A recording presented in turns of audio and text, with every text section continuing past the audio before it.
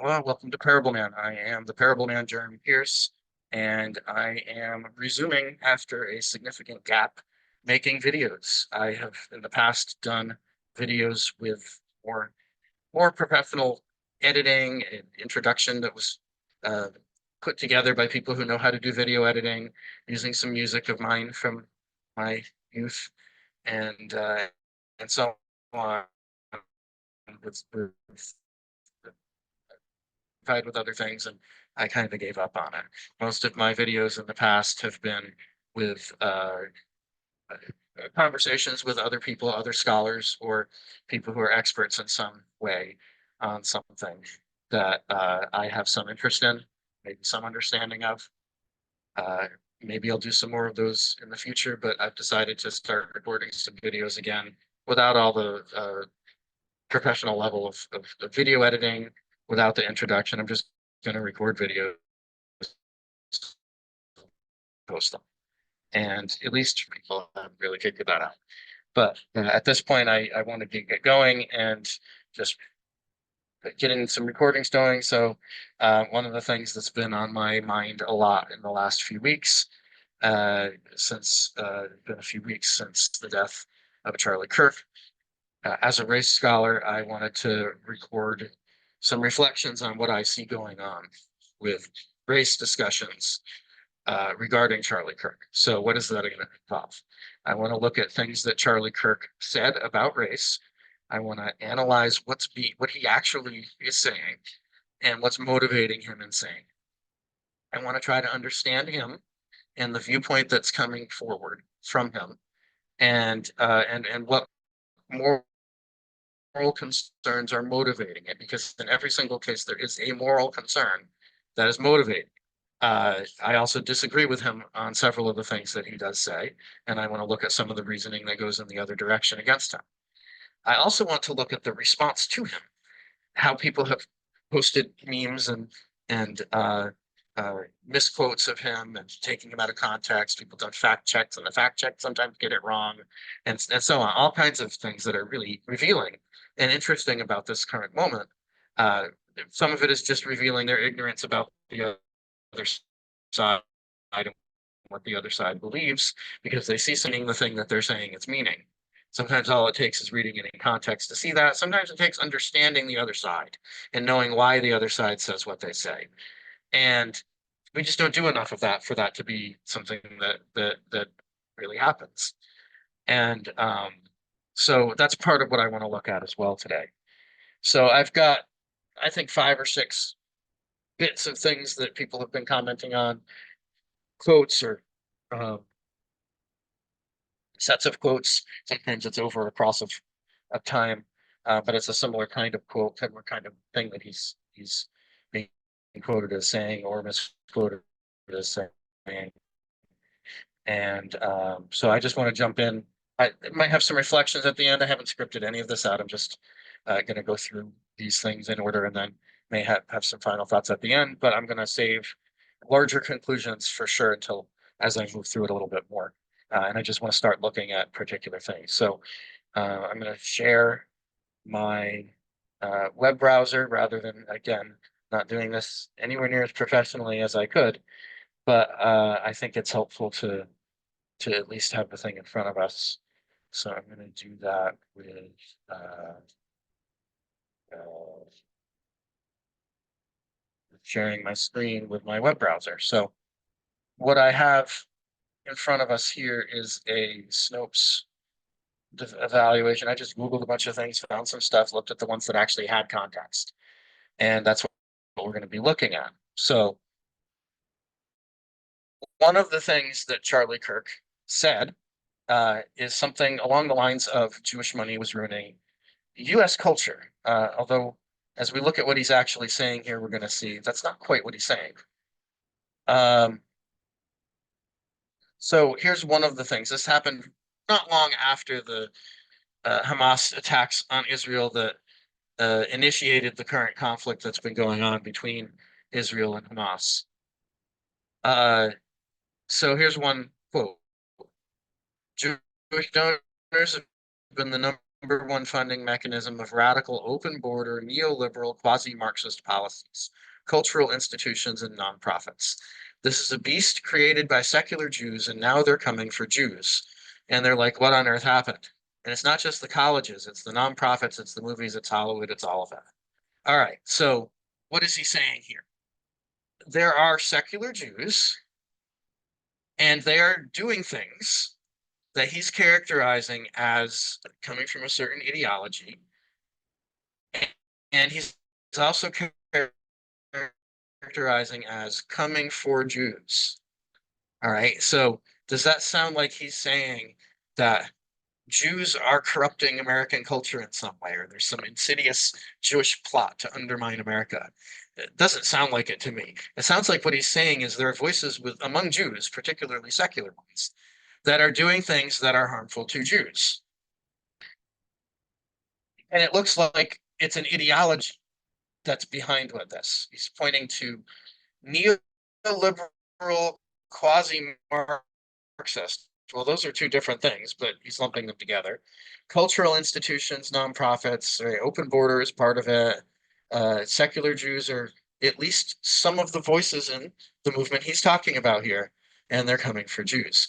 He's including colleges, nonprofits, movies, Hollywood, all of that, right? Now, that language sounds like a conspiracy theory, a real conspiracy theory that's actually out there. There are people who believe that there's a Jewish conspiracy to undermine America and take over things and so on. And it's some of the same anti-Semitic stuff that goes with. Is that what he's saying here? Well, let's look on and see what he says in another quote. Jews have been some of the larger funders of cultural Marxist ideas and supporters of those ideas over the last 30 or 40 years.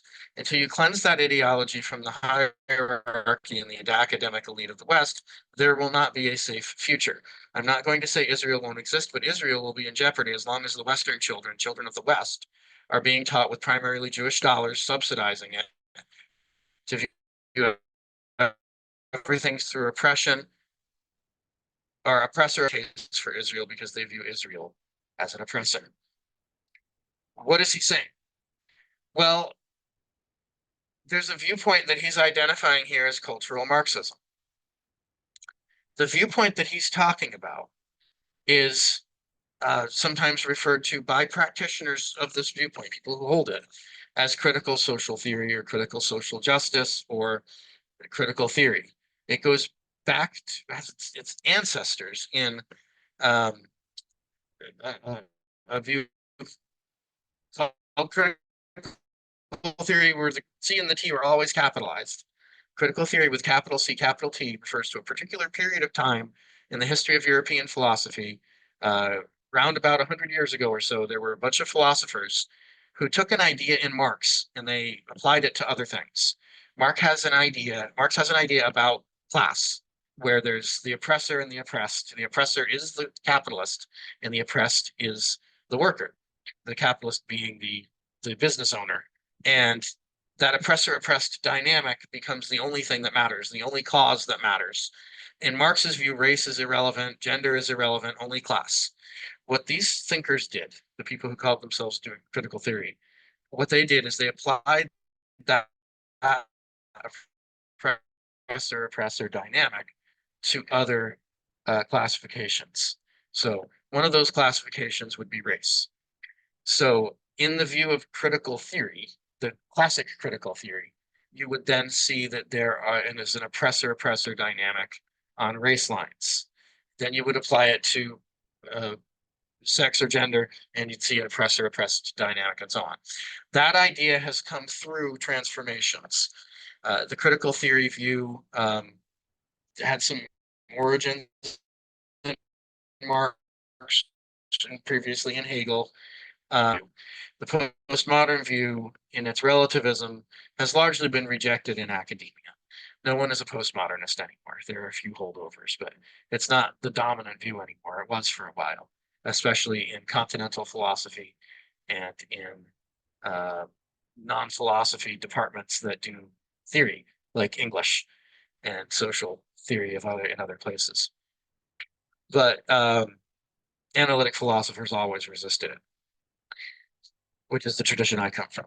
Um, the Anglo-American, English-speaking tradition of philosophy is the analytic tradition that always resisted this.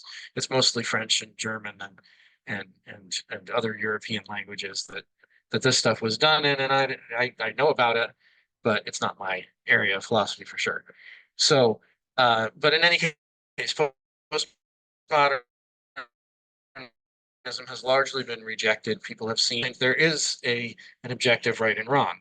You can't have a meta narrative, as they call it, a story about the story, if you deny that there are such things as meta narratives. And yet, their whole postmodern view was a meta narrative. That's the thing.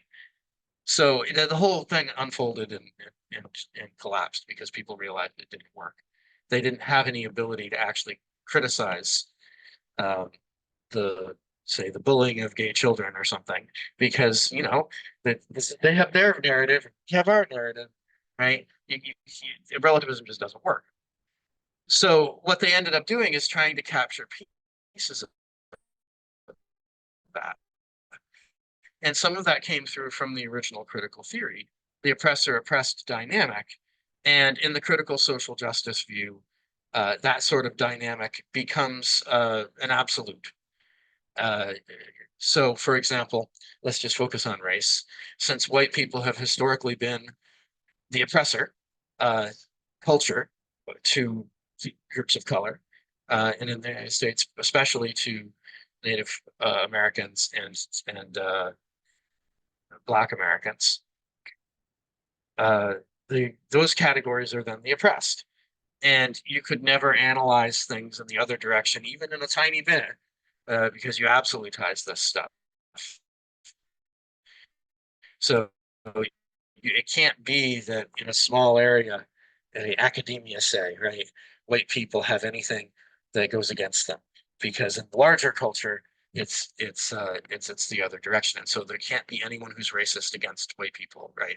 That you may have heard that sort of line of our argument. That comes right out of the critical theory oppressor and oppressed categories are absolutized.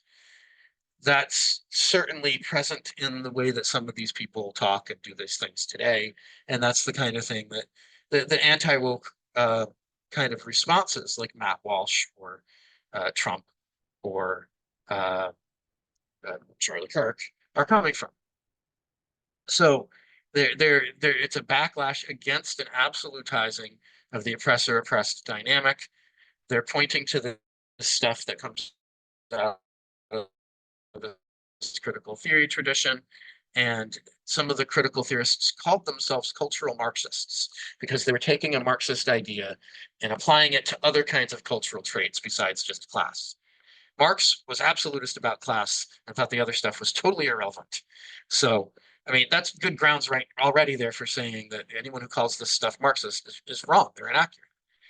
The critical theory view is not Marxist. It's a development of one idea from Marx and applying it to a bunch of other things. So, but some people have thought the term cultural Marxism makes sense there, and they've used that term. But here's one of the problems with it. Number one, hardly anyone who holds the view today identifies as that term.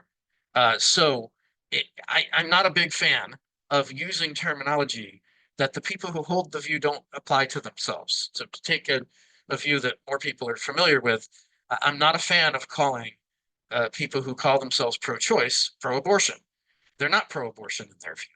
They don't believe that we should have as many abortions as we can. They just think that it's the choice of a woman whether she should have an abortion, right? Absolutizing in some cases, choice. Whereas on the other side, they call themselves pro-life. They don't call themselves anti-abortion. Is it accurate that they're anti-abortion? Absolutely. They're opposed to abortion. There's no question about that. But the term that they choose for themselves is pro-life. There are people who don't like that because, well, people on the other side like life, okay, but people on the pro-life side like choice. They're fully in favor of autonomy. They just don't think that that should be that I have autonomy over any other human being. And just because in the case of pregnancy, that's someone who's inside of you, doesn't mean that the choice thing wins out over life. The life thing wins, right? And whereas the people on the other side will say, no, well, the choice out, right? So I think those terms appreciate and approve of. So I prefer using the terms that they approve, self-ascribe. In that particular case, I think it makes sense.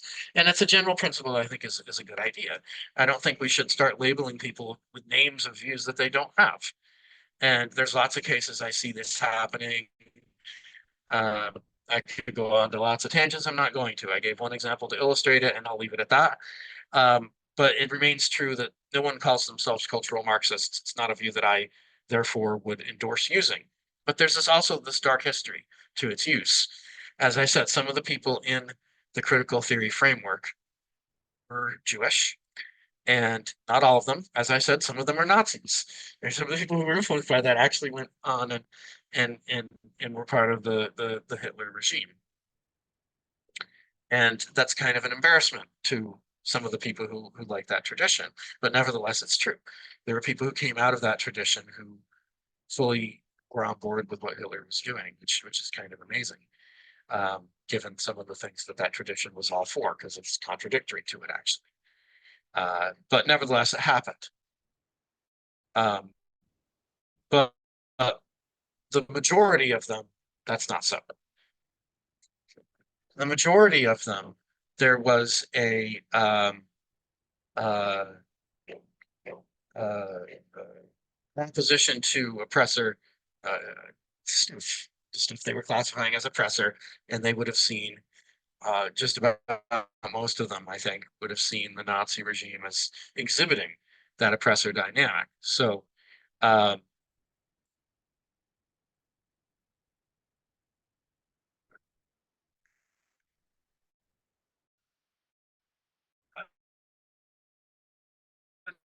a number of these people were Jewish. They have um, uh, criticisms. They offered criticisms of Western culture. That is certainly true, and they made a case that a lot of aspects of Western culture are oppressive. Now, the use of the terminology oppression here is a systemic notion of oppression that was not always deliberate, trying to do harm to people, I guess is a good way to put it. Their notion of oppression is that when circumstances affect a group of people in a way that diminishes their ability to engage in their living their life in an autonomous way or make their own choices to have the same options as other people and so on, that counts as oppression. So that notion has come down to us. We still have people who, who think of oppression in that way. Microaggressions are an example of oppression. Now, there are many people who have trouble hearing that. They think, well, microaggressions are so minor and tiny, right? How do they count as oppression? I think of someone being locked in prison or being tortured as oppression, right? Not microaggressions. It's insulting. It's it's not very understanding of people to engage in microaggressions, but is it oppression, right? But when you're thinking from a systemic notion of oppression, that oppression is structures that are in place that have an effect on a large scale so that people in a particular group are brought down or brought to margins. That's kind of how they're thinking of the oppressor-oppressed dynamic. So that's what this theory is all about, the view that he's calling cultural Marxism. But here's the dark side of this. There was an actual conspiracy theory that existed for a particularly lengthy period of time that attributed cultural Marxism to Jews and tied it all off an actual conspiracy theory. The Jews had this plan, the master plan that they were going to try to tear down Western society, and they were the enemies of the West, the enemies of the United States, and uh, it it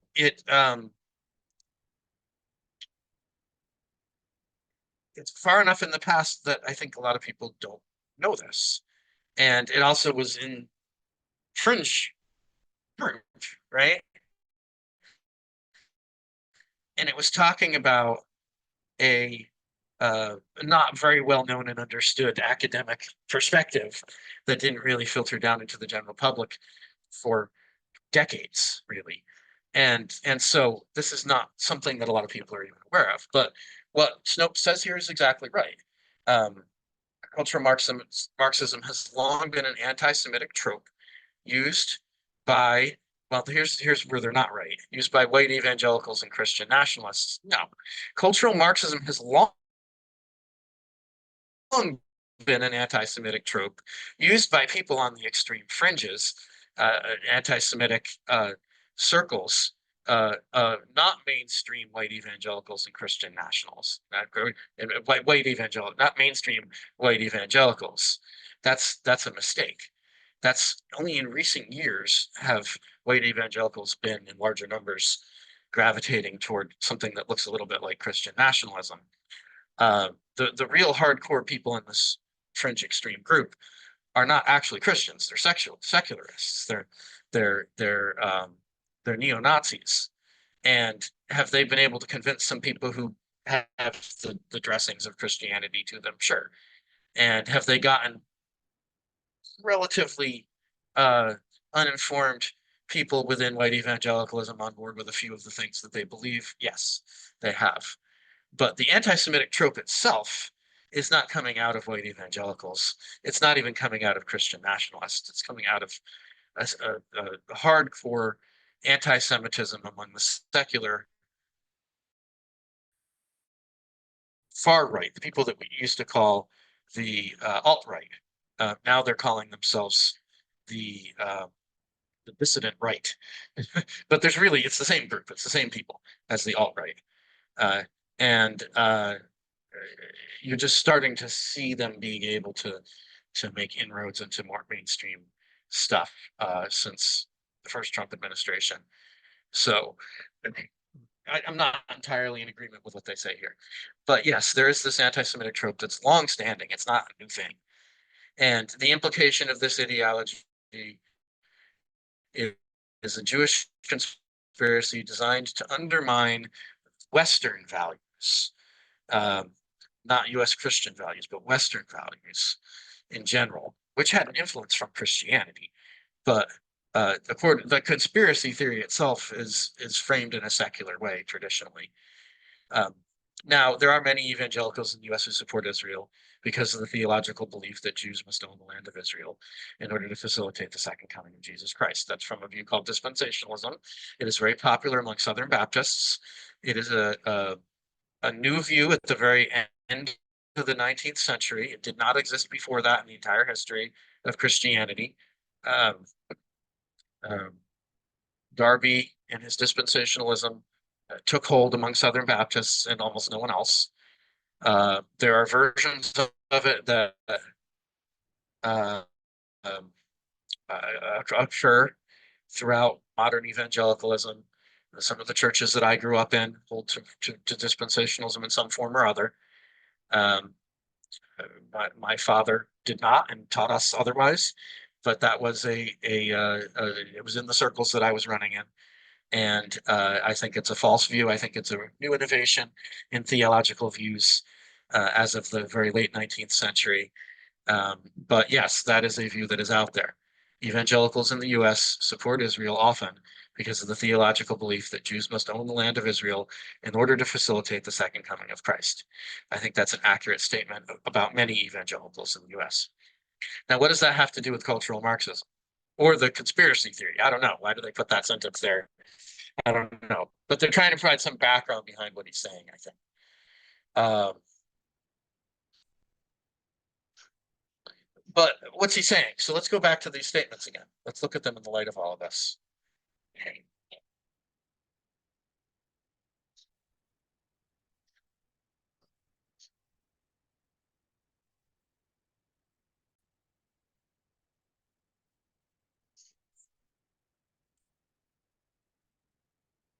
All right, so here we go. So here's the first of the two clips again.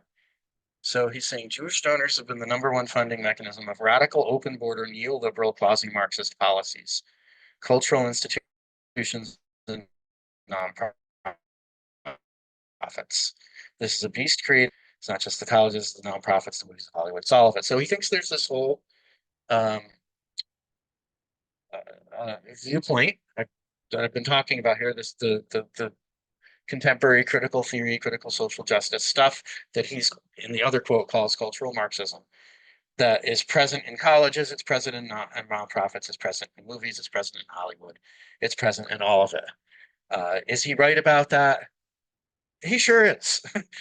that that perspective has influenced a large number of people, a large number of academics, a large number of people in big business, in nonprofits, in Hollywood. Sure, he's right. That perspective has certainly influenced all of that. Have Jewish donors had some role in that? Maybe. How much is it coming from the fact that it's Jewish money? Nothing. That's irrelevant. It's the ideas that are having an influence, not who's paying for it.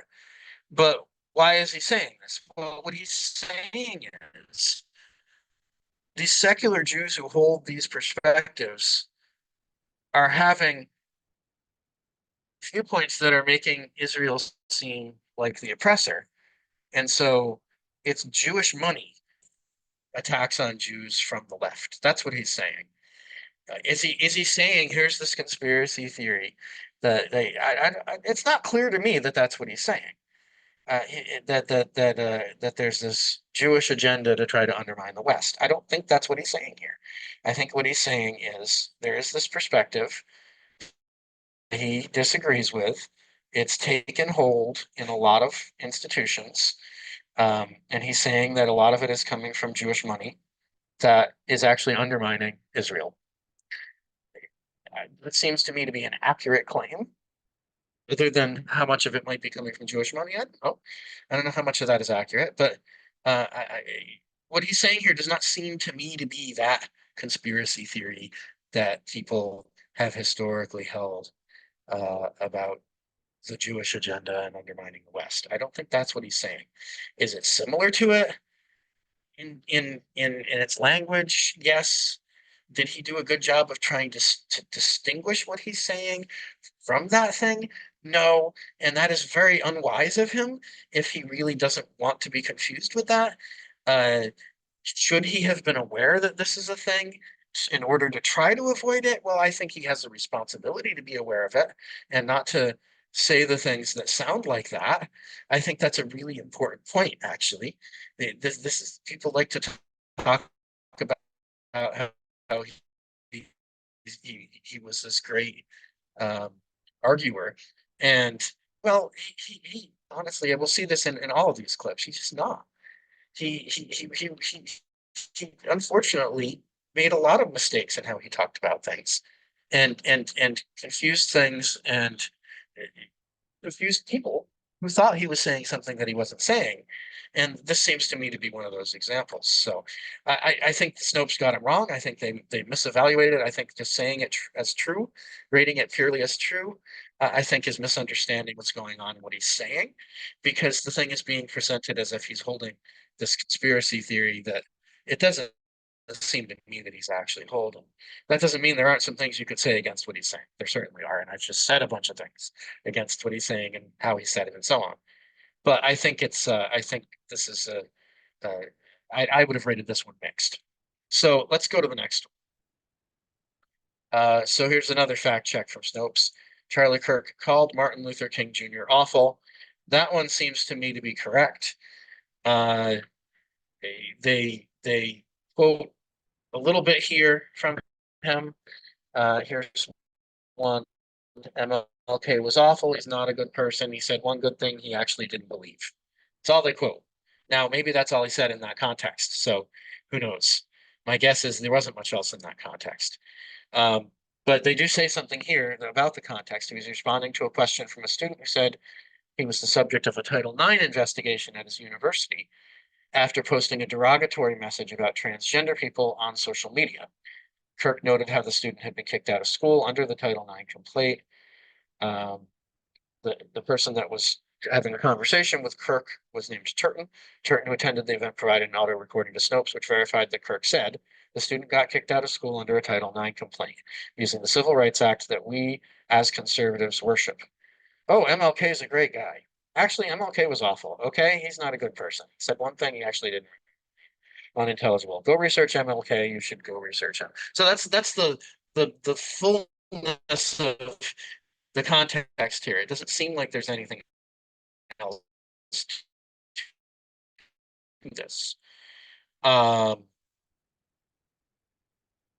I'll want to come to that in a minute, but about the MLK thing on its own right, what do we say about that? Well, there is a thing behind this that Snopes didn't even bother to tell us. I think they failed in their rating by not giving that to us. It is a correct attribution. He really said it. They didn't misquote him. He really was saying the thing that he said. He thought Martin Luther King was awful. He's not a good person, and he thought one thing that was good.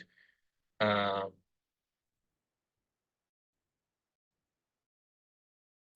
that he didn't actually believe, according to Kirk. So um, here's the background.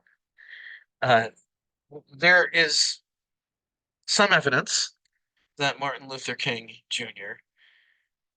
had some pretty disturbing features of his life.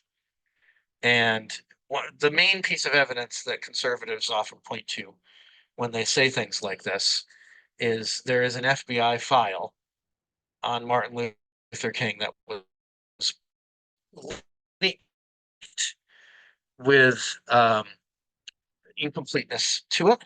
And it hasn't been really confirmed that this stuff is even in that file, but it also, in some ways, many people have thought it was plausible that this was actually there in the FBI files. Um, what the FBI files seem to contain is descriptions of Martin Luther King and affairs that he had. Uh, does that go towards supporting that he was not a good person? Certain. If that's accurate, then yes, that supports him not being a good person because he wasn't faithful in his marriage. And there's one particular document that J. Edgar Hoover was holding over. I mean, he wasn't holding it over him in a threatening way. King didn't know they had this, but it seems to be that he was holding on to this in case he needed it to discredit King. There had been either transcripts of a conversation or recordings or something like that in these files with King and a bunch of other people joking about raping people. If that's accurate, yes, terrible person, right? Uh, uh, do we know that this file is accurate?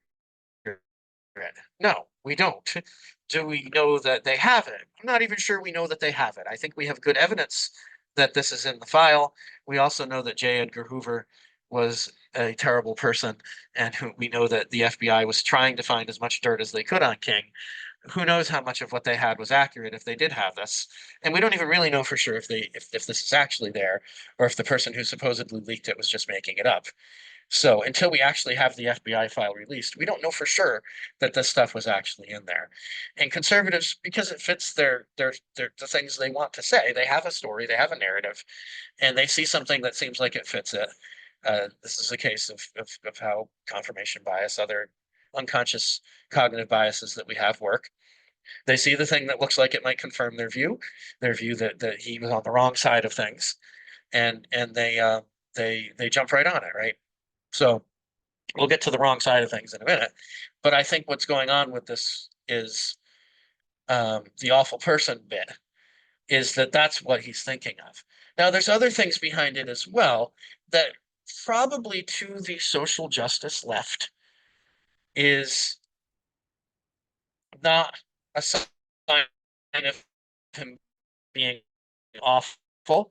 They probably would even approve of this. There's a part of Martin Luther King and his thinking that a lot of people on the right are not happy about.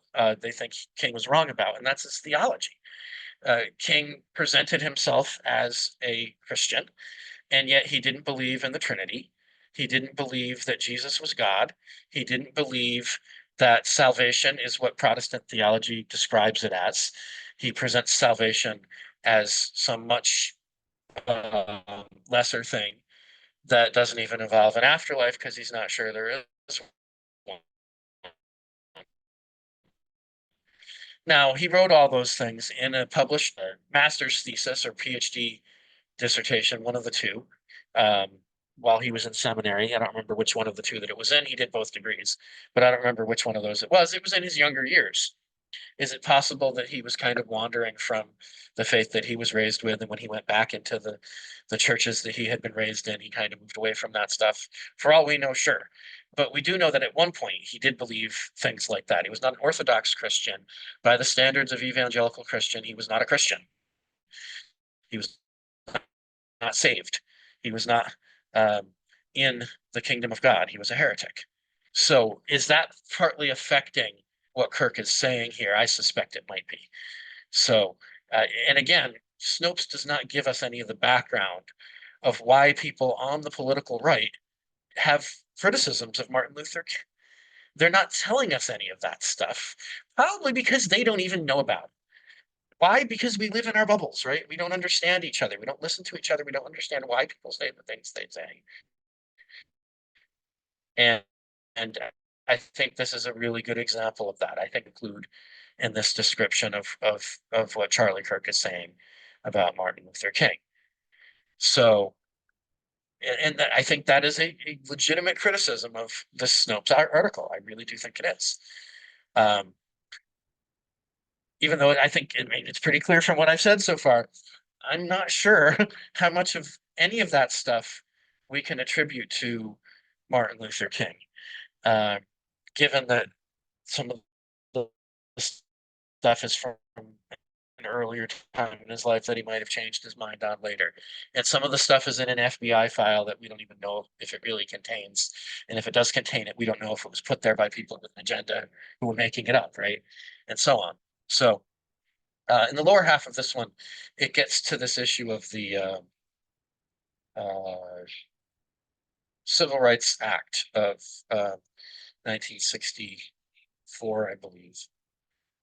There were two acts in the mid 60s. Yeah, the 64 was the Civil Rights Act, and then the 65 one was the Voting Rights Act. So um,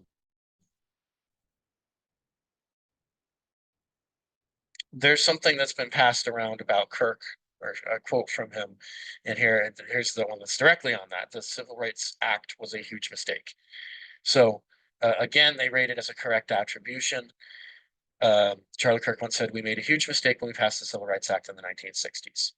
So let's give the context here. So January 2024, in a Wired article, William Turton, the journalist, was interviewing Kirk, and Kirk made the statement while at America Fest, a Turning Point USA convention, um, and the audio verifies that he said it. So, um, what is this law? This law is a federal law that was passed in 1964. Um, Lyndon Johnson pushed this really hard.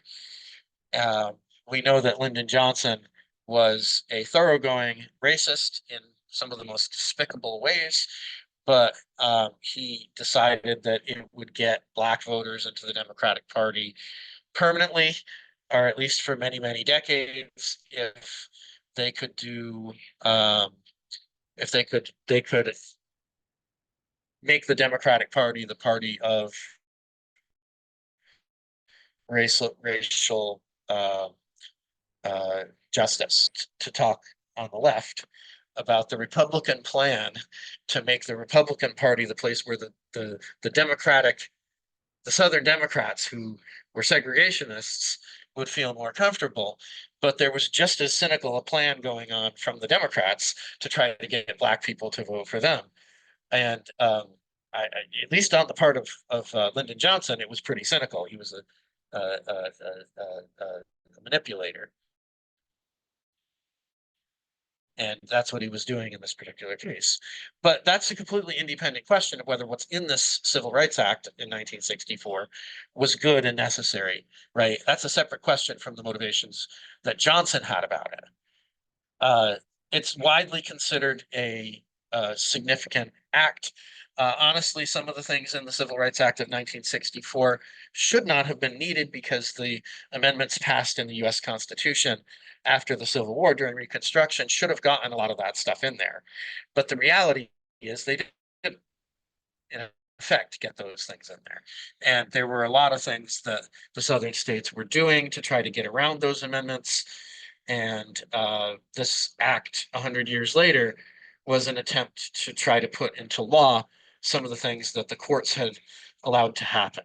There had been some movement overturning some of those things. For example, about a decade earlier, Brown v. Board with integrating schools and a number of other things. But the Congress decided that you could put some of these reforms into place in legislation that the Constitution had not in fact been protecting and get them in law.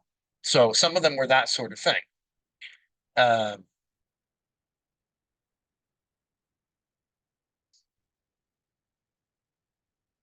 And some of them were things that went beyond what was in those amendments. But it was in combating things that the South had been doing. So it's that's kind of the history of the law, why the law has been seen as really important. It banned discrimination in public places, which was a common practice in the South. It provided for the integration of schools, which the 1953, I think, decision Brown v. Board already did, but it took. I mean, the schools weren't actually doing it. They famously they had to bring the National Guard in to enforce it at one point, right? They made employment discrimination illegal and things like that. So, how could you possibly think, unless you're an actual racist, right, that this law was terrible, right? That's the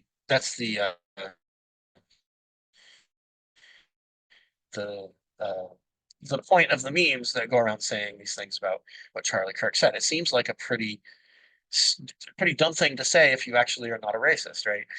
Saying that the Civil Rights Act was a huge mistake. Why would he say something like that? Um,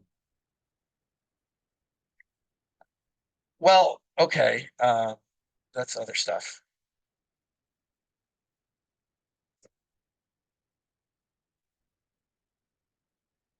Yeah, so here's the exact quote. I have a very, very radical view on this, but I can defend it.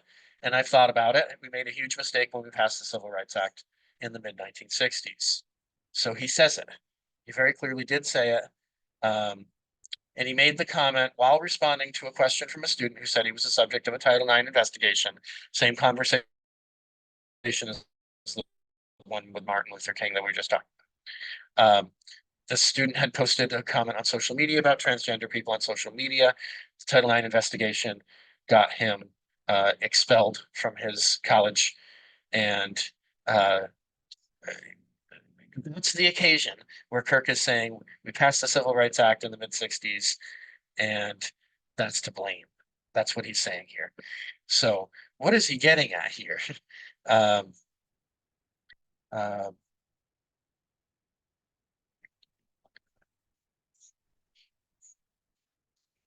Here we go. Another quote from him. The Civil Rights Act created a beast, and that beast has now turned into an anti-white weapon. All right, now we can go back to this other article here. This one says the bottom half of it says some things on this. How much? Some of this is just repeating things. No, that's back to the king.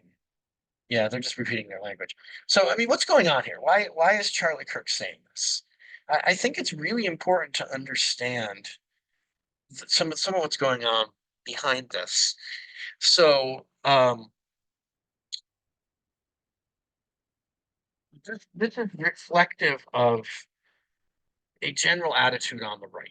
They're, they're, it's more common on the right than on the left, I would say, and particularly among libertarians and people who are going to identify as conservative on race issues.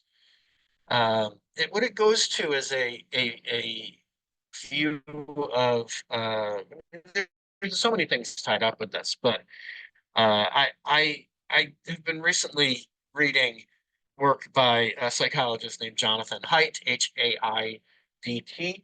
If you go to jonathanhaidt.com or if you go to moralfoundations.org, or if you read his book, The Righteous Mind, you can get a sense of a little bit more on what's going on behind some of this and what I'm about to say. But Haidt has a very interesting set of research that he did. He looked at people's moral beliefs, and he identifies what he calls moral foundations. Moral foundations are basically things that you value and care about when you do moral analysis. And he identifies a bunch of different axes uh, that of things you might care about. So, for example, one that is very common on the political left is the Care Harm Foundation. Uh, okay, so there's a lot more value placed on uh, issues like caring for people or avoiding harm coming to people on the political left. Does the right care about such things? They sure do. But do they elevate it to the same level? Like the left puts it up here, the right puts it a little bit lower, and the right has other ones that they put up a little higher that the left has way down at the bottom. Um, an example of another one that the left values pretty highly is equality. And a third one is liberty. Libertarians value liberty, but not the other two as much. But libertarians especially value a different one that the left doesn't value very much, and that's proportionality. Proportionality does very well among libertarians and conservatives. Liberty particularly does well among libertarians and liberals. Um, and then the care harm one is much higher for liberals than it is for libertarians or for conservatives. So it's just research that he did. He asked people questions of what they value, and then he asked them their political identification and tracks who does how well at which ones. So it's a really interesting thing. You can look at his site or you can get his book. There's a particular section of that book that's mostly about this stuff, The Righteous Mind. It's really good. There's a lot in that book that I think is less helpful and valuable for this kind of stuff, but there's a section of it around chapters like 5, 6, 7, 8, something like that, maybe 9. I'm not sure exactly precisely the boundaries of that, but it's identifiable as a section in the book. So I think it's highly worth reading. And on that website, one of the chapters is even there. You can just read it for free without getting that book. So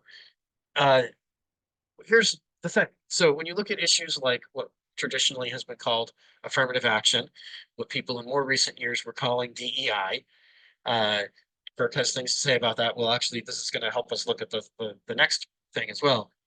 On the left, well, let's start with the right. On the right, I think it's easy to see what the left is doing in contrast to what the right is doing. So on the right, the way issues like affirmative action have historically been viewed is in terms of the proportionality uh, moral foundation, as Haidt describes it. So what does that mean? That means people get what they deserve. Now, there's a dark side to this, and there's a legitimate side to this. The dark side of this is making the assumption that whoever has the power must deserve it, right? That's the dark side to the proportionality thing. But that's not typically what well-meaning people mean when they oppose affirmative action.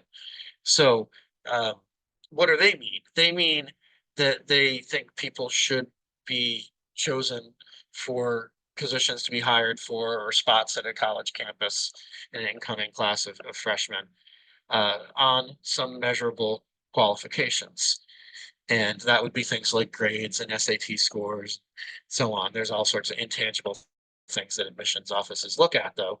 And it's not like you can really just say, this person does better on these numbers, and therefore this other person who didn't do as well on those got in anyway. There might be a number of things that they're looking at with that particular person. So I know that when I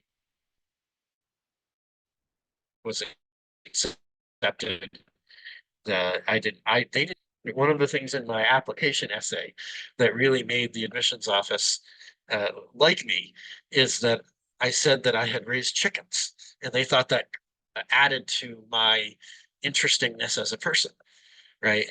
So um,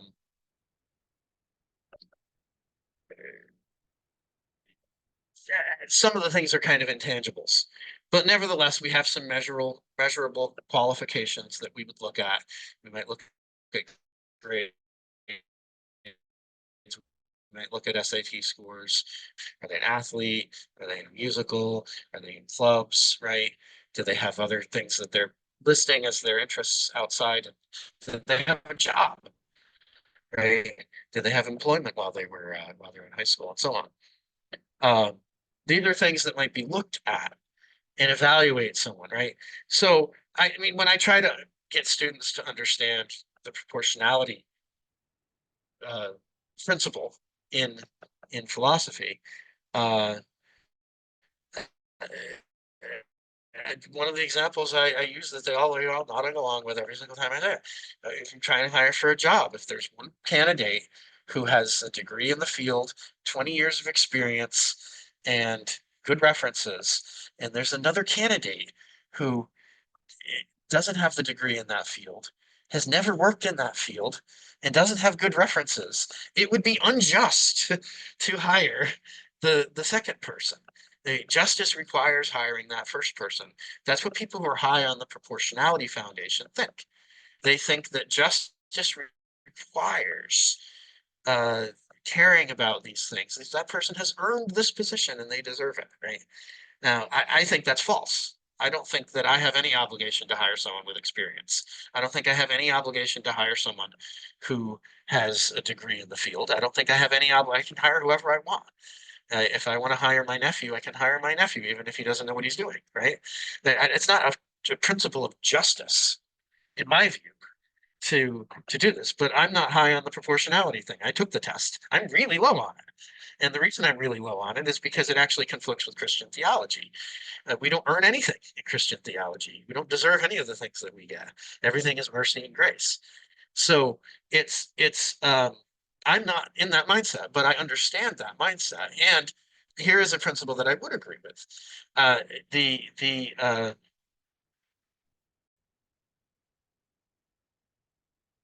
Her principle is that other things being equal, it probably is better to hire the person who's more qualified. And it probably is better to hire the person with more experience and so on. It's going to lead to better outcomes. I'm not a utilitarian. I'm not a consequentialist. I don't think consequences are the only thing that matters morally. I'm certainly not going to be an absolutist about that principle. Nevertheless, I think other things being equal, that is so. And that's even, I don't think it's about deserving in the same way that people high on proportionality do, because I don't think we even deserve the things that we get. That's just the plain teaching of Christian theology. Jesus tells the parable of the people who get hired at different times of the day. They're all promised this, the first group is promised a certain amount of money, and they're paid that certain amount of money, exactly what they agreed to work for. The later groups come in later in the day and work for not as many hours, and the owner pays them just as much. Did they earn that? No. All he said is he paid them a fair amount, or pay them what they pay them a reasonable amount. I can't remember what it says precisely, but like you can't follow the teaching of Jesus and think that it's only ever okay to some people might have worked longer and gotten the same pay, and it's not wrong to do that. And that, I mean, that's meant as a picture of Christian salvation, primarily. And people who come in a little bit later than others still get the full reward of life with God and the afterlife and all that. But uh, in traditional Christian theology, that is not earned; it is paid for by Jesus on the cross, right? So uh, I'm not an absolutist about this principle, but I do think this principle is good, and I think we should care about it. I think other things being equal, we probably should, in general, prioritize the people who have more qualifications. Other things are not always equal, and well, they're never always equal, really. But that's a principle that we should be paying attention to. Sure. So but I think it gets absolutized on the right, among libertarians and a certain kind of conservative, and it doesn't have that absoluteness to it, in my view. So what's motivating the left on their contrary view is that there are other moral concerns that matter. And one of those is, I mean, it's sort of the principles of retributive justice. This is what I've just been talking about, the proportionality principle often falls under retributive justice. People should get what they deserve, right? But at the same time, there's other things that we should care about that fall under the principle of justice, including the principle of distributive justice. Now, the right is very skeptical that there is such a thing as distributive justice. They don't think it's justice because they hear that and they think we're going to take all the money from the rich people and give it to the poor who didn't earn it, right? That goes against proportionality, right? We shouldn't be doing things like that. That's stealing. One of the famous philosophical defenses of libertarianism by John Hospers argues that welfare programs are stealing and therefore they're immoral, right? But here's the principle that is distributive justice that I don't think any reasonable person can deny. Think about this kind of case. So suppose you have a bunch of decision makers and they make some decisions about some policy. It could be people who run a plant, it could be a government committee or something, right? There's people who make some decisions and they make some decisions that have a cost. That cost is significant, but the good that is being done outweighs the cost. If you just look at the pure numbers, the amount of good being done is more than the amount of harm being done. All right. Now, is that enough to know whether we should do it? Well, according to a traditional utilitarian, that is enough. We should do the thing. But there's more stuff that we should be looking at. And any person with any conscience will agree with me on this. I'm 100% sure of that. You don't have a real conscience if you don't agree with me on this. If the people who are making those decisions are making those decisions because they're the ones getting all the benefit, and there's some other group that has no say in the matter that's getting all of the cost, is it okay to make the decision that way? I think it's pretty obviously not as good, right? And you're the one who's getting all the good, and you're transferring all the harm to this other person who had no say in the matter, right? That's a classic case of oppression, right? That's not systemic oppression, but like the kind of oppression that historically everyone has believed in, right? Where someone is deliberately oppressing another group, right? That's right. I mean, isn't that what Hitler did? That's what Hitler was all about. Let's serve the German people, and yeah, it's going to come at the cost of marginalizing and wiping out the Jews and all that. But we care about us, right? And how is it any different than that, really, right? And what Hitler was doing was assuming all of his premises were true and more good would be done, right? It was still coming at the cost to a particular group of people. And that makes it wrong. It violates what utilitarians miss out on, what philosophers call deontological rights. Those groups' rights matter, right? And we can't just decide that because more good is being done for the majority group, some minority group is okay to try to mistreat, right? As I said, if you have any conscience at all, you should be opposed to this. What is that? That's a failure of distributive justice because you're distributing the good and the bad in ways that at all. So, yes, the right should care about distributive justice. It's really important as part of our conception of justice. You cannot just dismiss distributive justice, right? So there are failures of distributive justice that occur along race lines. That is indisputable at this point. I don't know how anyone can deny it. There were policies that were in place that have been removed that caused disparities along race lines, and those policies created conditions that still remain with us today. Redlining was a practice that involved housing discrimination, and particularly discrimination against giving loans to people from neighborhoods that were predominantly Black. That means that people who lived in those neighborhoods didn't have upward mobility. They couldn't buy a house and move out of those neighborhoods because people were discriminating against them because of their race. Well documented, obviously happened. No one really disputes that it happened, right? But the practice has been ended. Nevertheless, the people still live in those neighborhoods often because uh, do you expect everyone suddenly to move out of their neighborhood once they have the ability to do so, when they've got community built there and that's where they've always lived and so on? Um, Plus, there's all sorts of other factors going on that make it economically not so feasible to move sometimes, right? Uh, you have a wealth gap. But the neighborhoods, think about the neighborhoods. These are neighborhoods that are all rental properties. They're not owned properties. They're the people who live in them. They're duplexes or more. They have smaller driveways. They have, if they have off-street parking, it's a shared driveway, which you find in a lot of student neighborhoods. I have that in my neighborhood. But nevertheless, most Americans don't live in developments where there are shared driveways. They have their own driveway they can park in, right? But a disproportionate number of African Americans live in neighborhoods where they have shared driveways, where they have smaller roads, they have smaller backyards, smaller front yards, if they have yards at all. They don't live in neighborhoods where there are good grocery stores. There's a lot of dollar stores, which are or corner stores, which is less healthy food, and so on. There aren't medical facilities as close to them. Uh, there's all sorts of things, and there's a wealth gap. The income gap has narrowed quite a bit. The income gap is a lot less than it used to be. The college attendance gap and college graduation gap, very narrowed compared to what it used to be. But you would see in particular fields a still large disparity between the actual percentage of people in the population and their representation in those majors. Uh, and the wealth gap remains, even though the income gap does not. What's the difference? The income is how much money you make. Wealth is how much you have saved up, including how much you have in the property you own. And if you don't own a house, you don't have that, right? If you don't, if you, and wealth also includes the access to older family members who can help you out in the case of an emergency and things like that.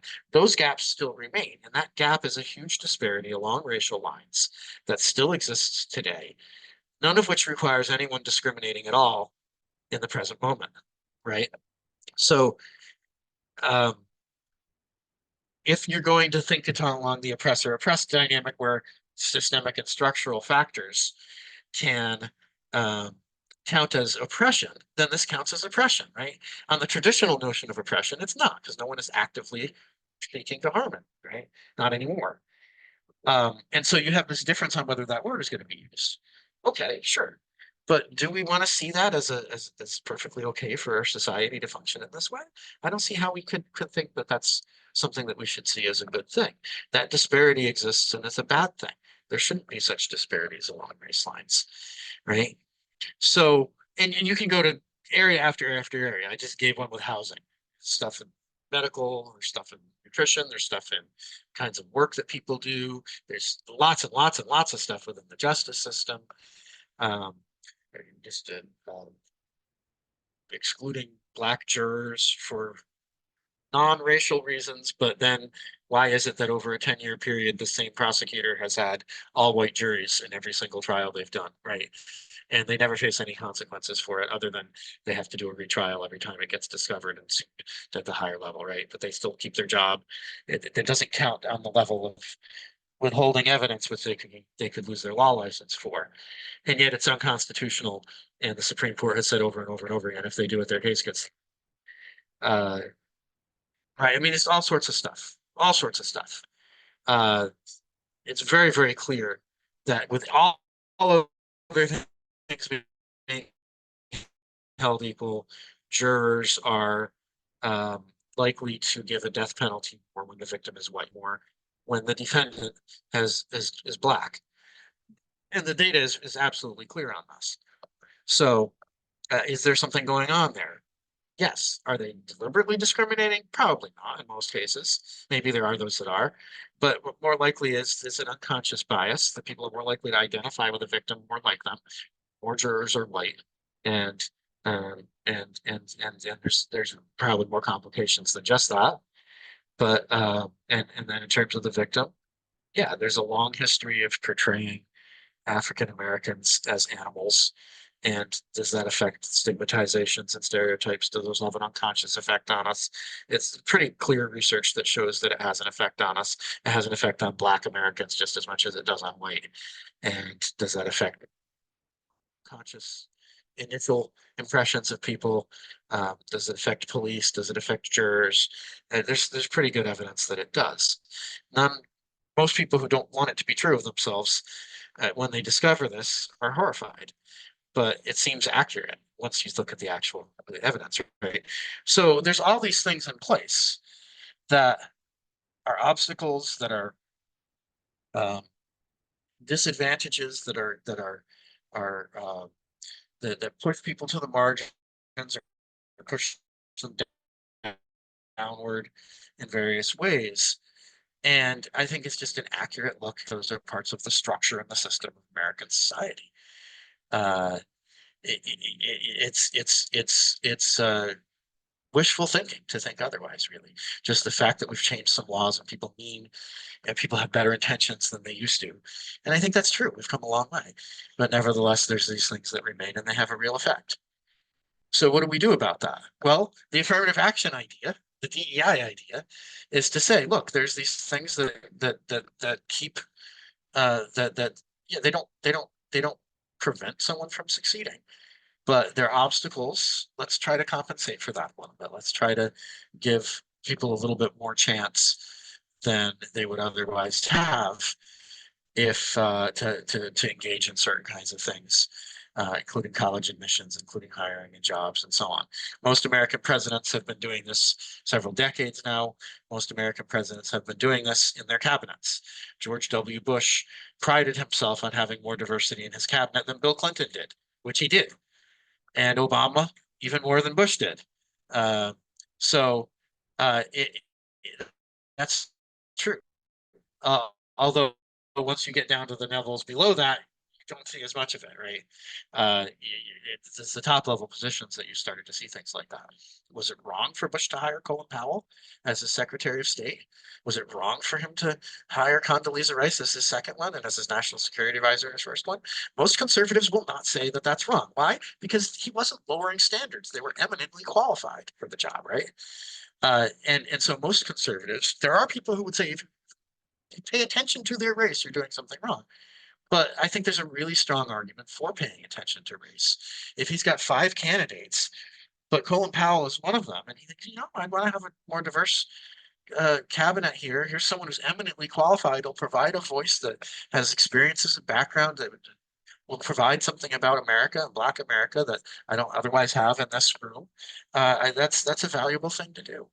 And Sonia Sotomayor said stuff like that when she was being interviewed by the Senate for her Supreme Court position. It was radically that she thought that somehow as a Latina woman, she would be a better judge, which is what she was saying. She was saying that having that experience would help her understand the cases that come in front of her and bring something to those cases that someone with different experiences might not have.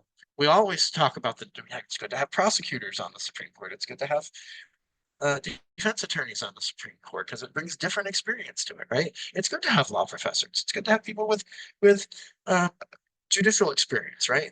But it's also good to have people who have experiences of different segments of American life. That's what she was saying. And if you read the whole speech in context, that's what she was saying. They were badly misrepresenting her in a way that I think counts as false witness. They were lying. Now, maybe they weren't all lying. Maybe some of them were engaging in self-deception. But in any case, they were lying to themselves in that case, and that was also false witness. So, I mean, I think that moment was pretty awful. The Republican Party did not do very well on that occasion. And I still see people repeating things like that and not understanding what she was saying. It was pretty obvious to me what she was saying, and what she was saying was entirely correct. Um, and I say that as a judicial conservative. I think Scalia and Thomas and Gorsuch and Barrett are, are better in the sense of my judicial philosophy than Sotomayor and Kagan and the new Justice Jackson. There was an earlier Justice Jackson a while back. I happen to think those are better justices in terms of their judicial philosophy for the most part. I disagree with them on significant occasions all the time, actually. But I do tend to think their overall philosophy is better in terms of how to decide cases. But what she was saying was not wrong. What she was saying was exactly right. So, um, and it's the same principle that is used in race consciousness in admissions. The principle is you've got a number of candidates who apply. One kind of race consciousness that can go on is, we got five people who can get this spot. One of them has an element of diversity to them that will provide a richness to our educational environment because then people will be better. They did that with me with chickens. The fact that I raised chickens, they might do it with someone else with the fact that they come from a first generation immigrant family from um, Honduras, say, or uh, or Zaire or somewhere, right? Is that wrong? I don't think so. Again, I don't think that someone deserves that spot because they happen to have better numbers than someone else. I don't think that way of thinking is accurate morally. But even apart from that question, I think there's a, a um, what is the goal of a college and its admissions? To decide who they want there, right? Who they want there. What do they want their university, their college to be? They want it to be something that educates students, and they want it to be something that students who excel can learn. Now, obviously, some universities and colleges can attract uh, those who look better on paper than others because of their reputation. And so they do have a goal of wanting it to be some of the better students that they can actually attract and get to go there.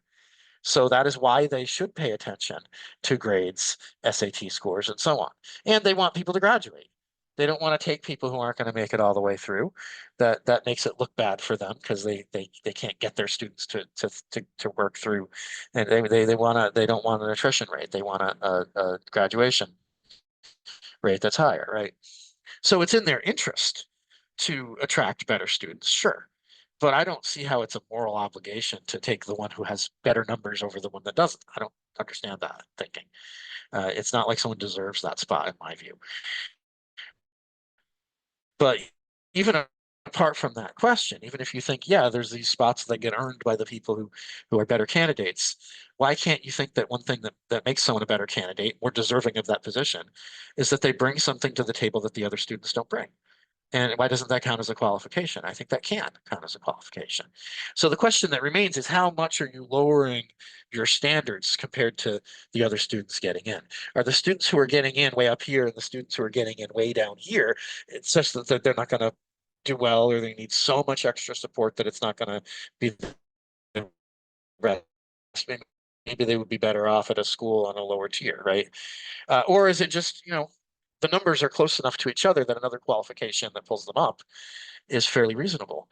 And I mean, I have my experience on college campuses for over 20 years is that the biggest affirmative action that occurs on college campuses where you're lowering your standards significantly is the athletes. And particularly at the large university I teach at, it's the football team and the basketball team, the men's football team basketball team. All the other athletes are not like that. And many of the football players and basketball players are good students too. But those are the ones where I've seen them lowering standards. I even know of one case where somehow someone slipped through the cracks and was nearly illiterate. And the academic support people had to work overtime to try to get that person enough support so they can actually stay there because it was a star player. I mean, that's pretty embarrassing for that to have happened. They were lowering their standards pretty significantly, right? You don't see that at the same level with race admissions. Uh, we had a Supreme Court case a couple of years ago that changed this, but the race kind of affirmative action that was occurring, sure, there were students coming in who were less prepared, and some of them were from demographics that receive affirmative action. That's certainly true. And they had support programs that allowed those students to get extra support and be able to get through and um, and graduate. Um, so, but yeah, there's an argument out there on the right. This is not the deserving argument. This is a different argument that affirmative action policies do not actually serve the people they're intended to help. Is there a case that can be made for that? Yes, there is. That's a very different kind of argument. That's not the kind of argument that we're going to see in these Charlie Kirk things. He doesn't ever give those arguments that I've seen. Give those arguments, but that's a different kind of argument. The kind of argument he's giving is this proportionality deserving thing. So I think that argument is relatively easy to defeat as long as whatever you're looking at with the numbers, you might describe it as lowering your standards, right? But what you're really doing is you're thinking there's other standards than those ones, right? And those ones are bringing that person onto a similar level. But in the cases where there's a much bigger gap in the test scores and that would you would expect lead to more difficult out uh, uh, more difficult K through and earn their degree and so on. Those are the cases where I would worry about, but it's not because someone else deserved that spot. I don't think anyone deserved that spot. I think it's because it's not serving that student well to put them in an environment where they're struggling. So that's a very different argument and not the one that what we're seeing Charlie Kirk give here. So anyway, let's get back to the actual Kirk stuff. I think that was a significant digression away from the actual stuff that Kirk is saying here, but I think it's worth getting into all that to understand this whole discussion and to see where the right is coming from. And he's reflecting a lot of that. So why does he think that the Civil Rights Act created a beast and the beast has now turned into an anti-white weapon? Because he sees the Civil Rights Act as something that gave rise to a whole tradition, a whole movement in politics that led to this kind of affirmative action DAI kind of stuff that he thinks has become an anti-white weapon. That's what he's saying here, I think. I've said enough that undermines that whole viewpoint, I think. So I don't agree with what he's saying here.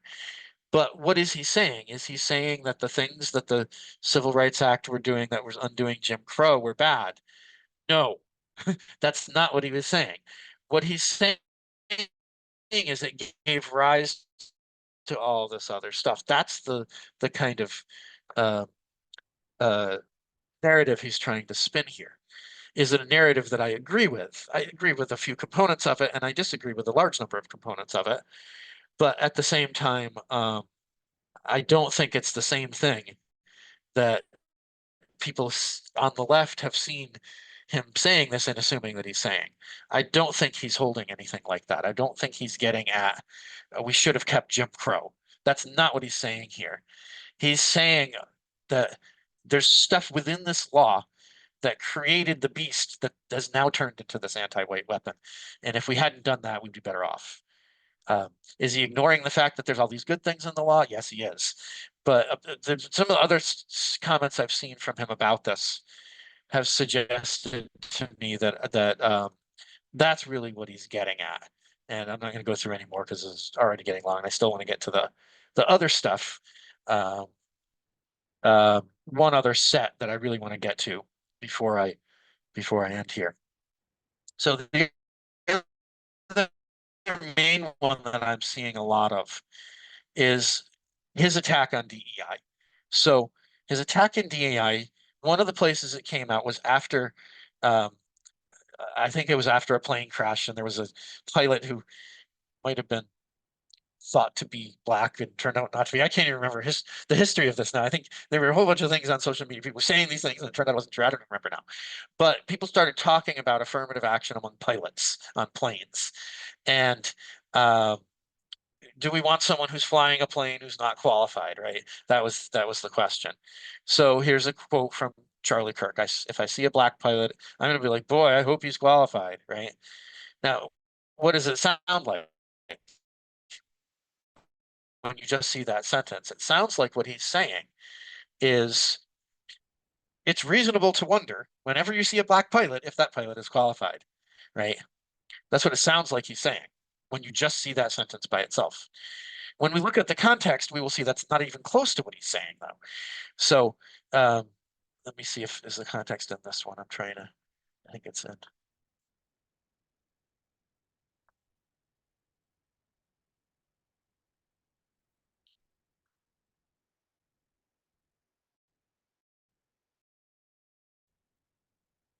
maybe I did get this one in the stuff I already opened up. Let me see. Uh, let's see if I can find it really. Charlie Kirk, Black Playlet. This one's easy to find though. It should be somewhere. Yeah, here we go. Um, all these newspapers are posting these Snopes things. It's kind of weird that they're not on the Snopes site. They're all on these newspaper sites. So I've never seen that before. So here's the full context. So the person interviewing him says this. We've all been in the back of a plane when the turbulence hits, or when you're flying through a storm and you're like, I'm so glad I saw the guy with the right stuff and the square jaw get into the cockpit before we took off. And I feel better now thinking about that. That was not Kirk. That was the guy talking to. And Kirk says, you want to go thought crime? I'm sorry. If I see a black pilot, I'm going to be like, boy, I hope he's qualified. And the other guy says, but you wouldn't have done that before. And Kirk says, that's not an immediate, that's not who I am. That's not what I believe. It's the reality the left has created. I want to be as blunt as possible because now I'm connecting two dots. Wait a second. The CEO just said that he's forcing that a white qualified guy is not going to get the job. So I see this guy, he might be a nice person. And I say, boy, I hope he's not a Harvard style affirmative action student that landed half of his flight simulator trials. Such a good point. That's so fair. It also creates unhealthy thinking patterns. I don't want to think that way. And no one should, right? And by the way, then you couple it with the FAA, air traffic control. They got a bunch of morons and affirmative action people. All right, what's going on here? Is Charlie Kirk saying that it is rational for someone to look at a black pilot? Denying that. He's saying the opposite of that. He's saying we shouldn't have that reaction. It's not the reaction that we should want to have. Why do we, in fact, have that reaction? Because DEI makes us that way. That's what he's saying. The fact that people lower their standards and hire people who are unqualified leads us to wonder whether they're qualified. If we didn't have affirmative action, we wouldn't have that effect. All right, and there's a lot of complicated things going on here. But it seems to me he's acknowledging an unconscious bias that has occurred in him and in most Americans now that has come as a result of affirmative action. He's certainly not the first person on the political right to argue against DEI or affirmative action on this ground. Clarence Thomas has done so many, many times. Clarence Thomas, here's a little bit of history behind him. Clarence Thomas grew up in the South speaking a dialect of English that was very, very, very looked down upon by people around him called Gullah. And he had to learn how to speak standard English by going to a private school where a private Catholic school where he was accepted uh, uh, without affirmative action policies. And then he went to college at the I don't remember where he went. It was in Worcester, I believe, Worcester, Massachusetts, I think, if I remember correctly. Again, he was accepted without affirmative action. They didn't have affirmative action at the time he went to college. But then when he went to law school, he was accepted with affirmative action policies in place at Yale. And he went to Yale, did his law degree, and no one hired him. He couldn't get a job. He blamed it on affirmative action. He said, uh, that because affirmative action had now been being in that law school because he was black rather than because he deserved it. Now, his history shows that that's not true. His history shows that he was able to get into college without affirmative action, and he did well in college without affirmative action. He probably didn't need affirmative action to get into Yale Law School. In fact, I mean, what he's gone on with his career to do shows that he's a creative thinker outside the box. He's very intelligent. There's a lot of misrepresentation of Clarence Thomas on the left, but I think it actually involves a whole bunch of racist, unconscious racial stuff. And thinking that he was Scalia's lapdog, that he just voted with Scalia and so on, which was the opposite was true. Scalia got more conservative after Thomas joined the court because Thomas won him over. Thomas was the creative and original thinker between the two of them. Scalia was a smart guy, but he wasn't the creative and original thinker that Thomas was. Thomas pulled Scalia more to the right than he actually was originally. So definitely the most innovative thinker on the Supreme Court. I don't think that there's even any competition. I don't agree with him on some of those views, but he certainly is a creative and interesting and unusual thinker, and he thinks way outside the box. He's not unintelligent. There's no question about that among any real legal scholars. So Clarence Thomas is an example of someone who was accepted under an affirmative action policy, but was probably not actually accepted because of it. We'll come back to that in a few minutes. That's an important piece of evidence to think about for what we're going to be looking at in a few minutes. But Thomas blames the fact that he didn't get a job on the fact that everyone expected he was admitted under lower standards. Is that accurate? I have no idea, and he doesn't either. But that's what he's thinking, right? So we've seen this argument coming from this argument has been out there for a while. It's not a new argument with Charlie Kirk. And I've seen people on the left make this point too. They've acknowledged that this is an unfortunate thing that happens. They blame it on the systemic structures in our society, which is accurate. If that's really if it's really a phenomenon, then yes, it is coming from unconscious biases and all that sort of stuff, right? So they think about it in a different way than he does, but I think they're acknowledging it. He's acknowledging unconscious biases that occur. Couple things to think about. I have two other cases of this sort of thing going on. So there was a guy who used to work for Fox News and NPR. His name was Juan Williams. I used to see him come on Fox News, and he'd present sort of a moderate to left view compared with some of the other commentators. And then he'd get on NPR and he'd do political analysis. After September 11th, 2001, there were some terrorist attacks by people who were Arab American. Juan Williams confessed that he, unfortunately, he didn't think this was a good thing about him, had an unconscious response to this where he would see someone in an airport who was Arab and he would wonder if the person might be a terrorist. Well, in the immediate aftermath of that, everyone was thinking about stuff like that, right? They were concerned about that, wondering if it was going to happen again, right? It's not healthy to be in the place where you're suspecting innocent people of bad things, right? But it's understandable how that happens, given that we know how these sorts of things work. For admitting that, he was fired by NPR, and the right was outraged. They were absolutely outraged. All he was doing was admitting an unconscious effect that happens in him, right? And they were right. He shouldn't have been fired for that. That was dumb. That was a stupid thing to do. They shouldn't have done that. NPR should never have fired him for admitting to an unconscious bias that is a well-documented bias by psychologists have discovered that is true of every single human being on this planet. Admitting that it's there is not a fireable offense, right? That was just absolutely stupid, and the right backed him up, even though he was not one of them. He was a moderate, but they were familiar with him from from Fox News, and they liked him because he's a nice guy, even though he expresses views outrageous. A few years later, Hillary Clinton, while running for president, I believe, maybe it was I think it was, yeah, when she was running for president, one of those years that she ran, admitted that she has unconscious biases. In that case, the right jumped on her and said, look, she's admitted she's a racist. Same thing that happened with him, though, right? So what's going on here is people's background views and political analyses are influencing whether they see something as racist or whether they see it as just admitting something that's true of all of us. Same thing with Charlie Kirk, right? In this case, it's the left that's jumping on him and calling him a racist for admitting this, and the right who's defending him, as it was with Juan Williams, but it's the reverse of what it was with Hillary Clinton. Same exact phenomenon, though, right? He's admitting that he has an unconscious bias. He's even postulating a cause for it. Now, is he right about the cause for it? I don't know. We haven't done a lot of research on that, but I actually suspect that maybe that does play a role in that. Sure. I mean, it's plausible.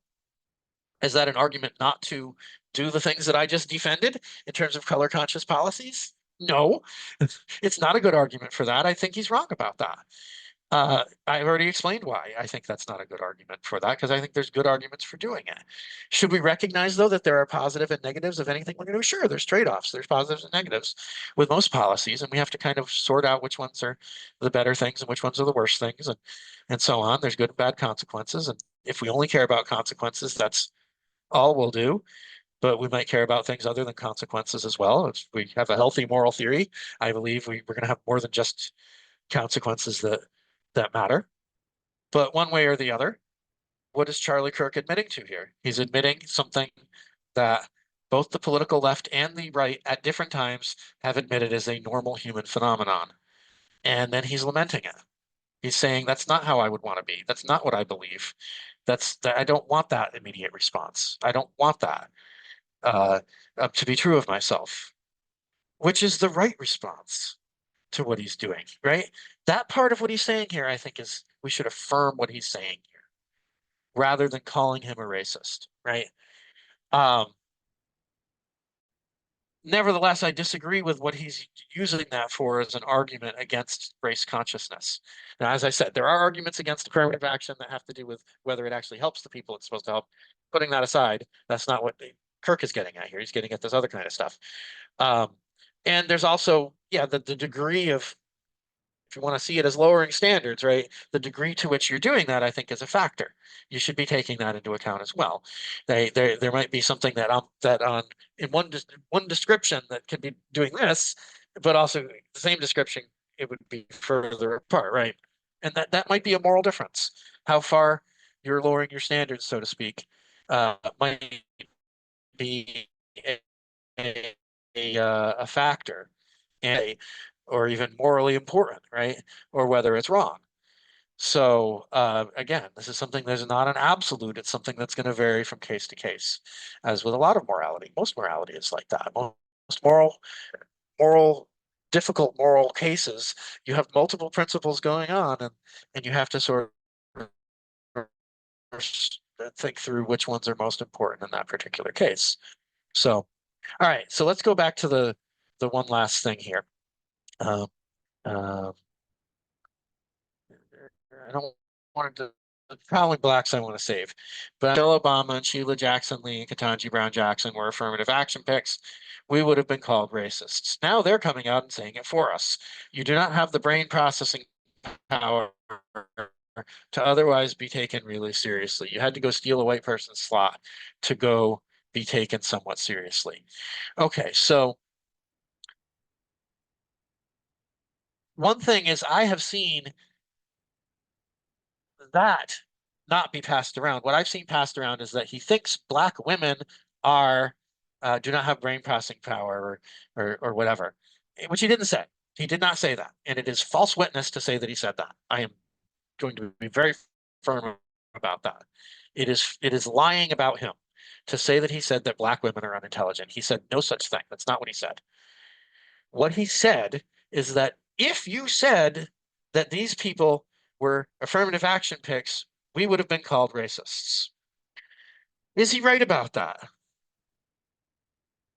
Yes, he was right about that, right? If you listed a bunch of black women and said they were all affirmative action picks, would you have been called racist? Yes. I think he's accurate about that. So that part of what he's saying here is correct. I think there are a number of people who would just jump on that and say, yes, that's racist. Assuming these people were affirmative action picks rather than that they earned their place or whatever, is a racist statement. I think it's just a fact. That's how people would have responded to that. Sure. Now they're coming out and saying it for us. Okay, who's saying it? Well, if you look at the full context of this one, uh,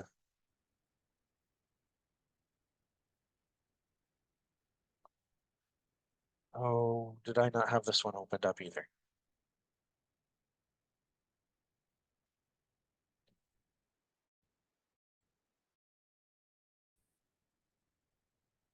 I did. I thought I had all these opened. All right, so let's go to the um, Michelle Obama, black women, Charlie Kirk. That should get us some stuff. Uh,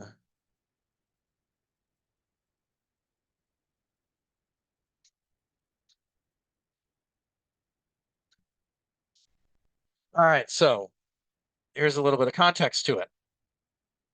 Um,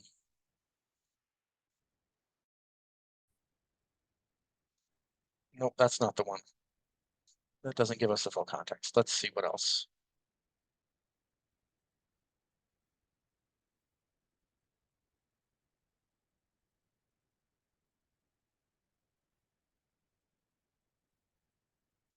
No, that's a critic of him.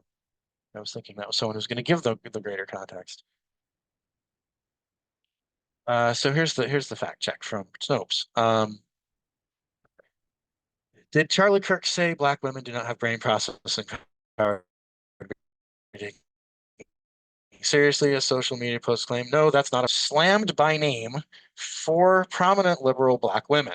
On his podcast, he specifically criticized Representative Shirley Jackson Lee, Democrat, Texas, TV host Joy Reid, Supreme Court Justice Ketanji Brown Jackson, and attorney and former First Lady Michelle Obama. The claim that he said this of all black women circulated on social media where it was blah, blah, blah.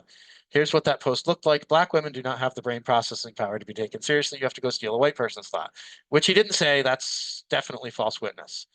And then it quotes the actual thing that I already just read. So here's the context, though. He followed it with a video of Shirley Jackson Lee saying, I rise today as a clear recipient of affirmative action, particularly in higher education. I may have been admitted on affirmative action, both in terms of being a woman and a woman of color, but I can declare that I did not graduate on affirmative action. All right. So she said this thing, and that's what he's responding to. So he's saying, if we would have said 3 weeks ago that any of these people were affirmative action, we would have called racist. But here's someone actually saying that she was admitted to affirmative action.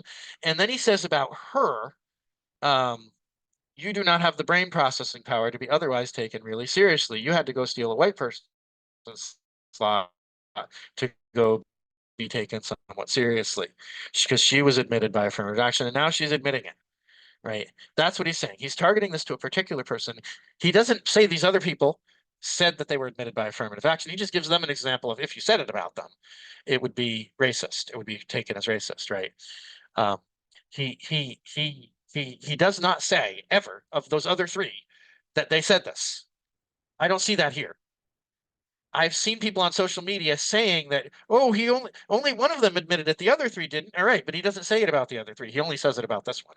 So he's saying they're now coming out and saying, who's the they? Well, he gives one example. One of them is saying it, right? So he's directing it toward actual affirmative action admittees, and here's a person who admits it, right? What's the assumption here? The assumption is if you didn't get in on your own merits, you don't deserve that spot. You took someone else's spot who should have deserved it, who did deserve it, who should have gotten it, right? Again, that assumes the meritocracy that I've been arguing against. I don't think it fits with Christianity, and he was a Christian, so he shouldn't have been saying that. But I also don't think I think there's good moral arguments for not seeing those proportionality principles that lie behind his view as absolutes. I think there's ways to have race consciousness that are not like that. So, and I gave the example. I said I'd come back to this, and here it is. Clarence Thomas was admitted as an affirmative action under affirmative action policy in his graduate admissions process at Yale University, Yale Law School. That policy was in place while Clarence Thomas was admitted. Does that mean that Clarence Thomas does not have the brain processing power to otherwise be taken really seriously? He had to go steal a white person's slot. Does it follow? I think Charlie Kirk would have been the first to say, no, not in his case, because he's smart, right? What's going on here? I don't think Charlie Kirk is assuming that because she's a black woman, she's unintelligent. What he's assuming is because she's a Democrat and she's admitted to being a DEI admittee that she's not intelligent. That's what he's assuming. This is pure political partisanship. This is not, he's reading her case differently than Clarence Thomas's case. Why? Because she's a Democrat. That's what it is. Is it thoroughly immoral? Absolutely. Is it racist? Not even close. That's not what's going on here. So he's absolutizing this proportionality thing.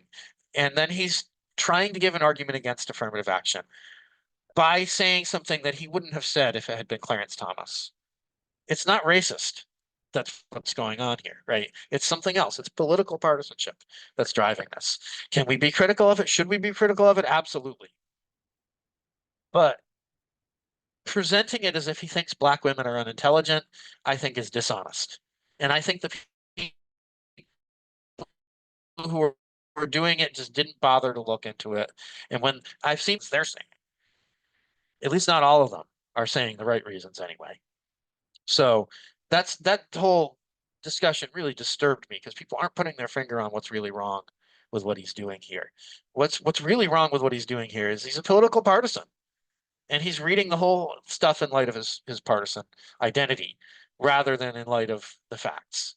So, and again, this is his poor communication style. People like to talk about how he was a great communicator and he was nice and friendly in conversations. That's true, but it's just not accurate about a lot of his stuff. He's uncareful. He says all sorts of things that are easily misinterpreted, and it's his fault because he's not careful, and he should be more careful if you're going to be that high profile an arguer and you want to try to win a following of people who actually already disagree with you. His rhetoric is really useful in getting people who already agree with him on board and getting them energized.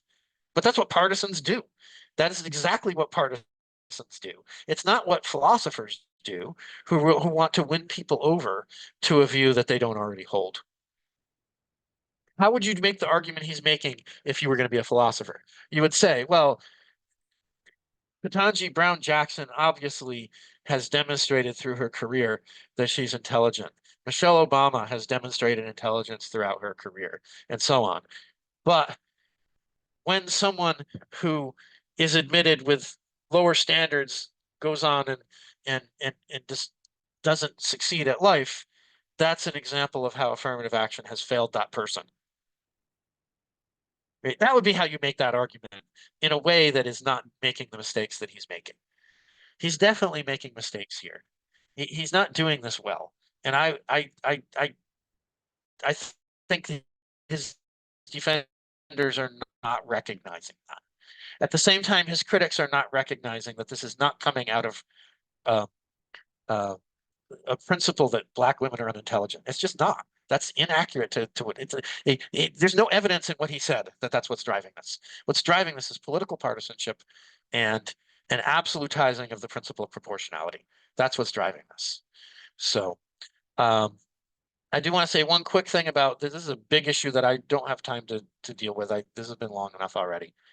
But I saved this for last because I wanted to talk about all the other stuff first, and time has gone away from me.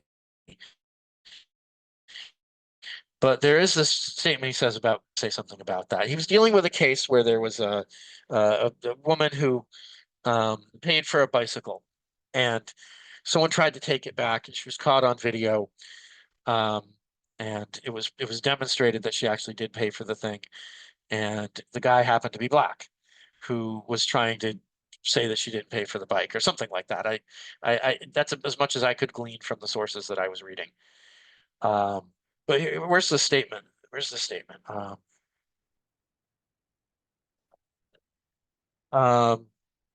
yeah, it turns out she actually paid for the bike. Something that's common in New York City is that young thugs will come up and actually, as you rent the bike, push the bike back in, kind of as a way to troll you, as a way to be like, oh, you paid for it. Well, you lose all your money type thing. So this white woman gets completely misrepresented. This is a pregnant woman, equivalent of Nicholas Sandman. She got suspended from her job because of this. This is Nicholas Sandman 2.0. Now, they were trying to hide him in urban America. Prowling backs go around for fun to target white people. That's a fact. It's happening more and more. Um, and then he blames it on the social justice agenda. And uh, you see an argument anytime you see anything between a white person and black person, you've been trained and conditioned to believe the white person is terrorizing the black person.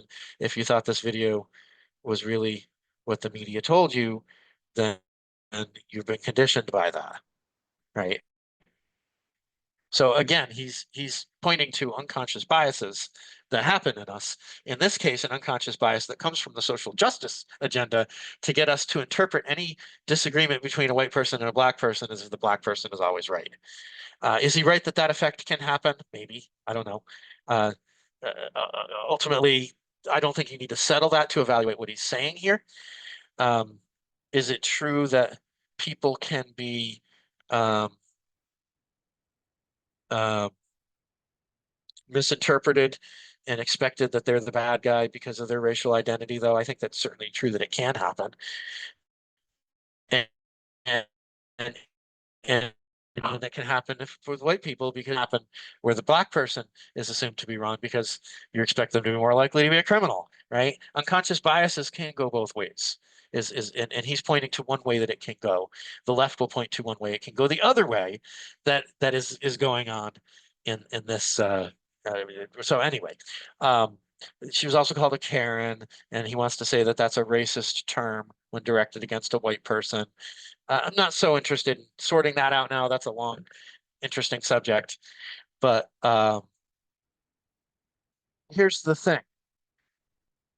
The the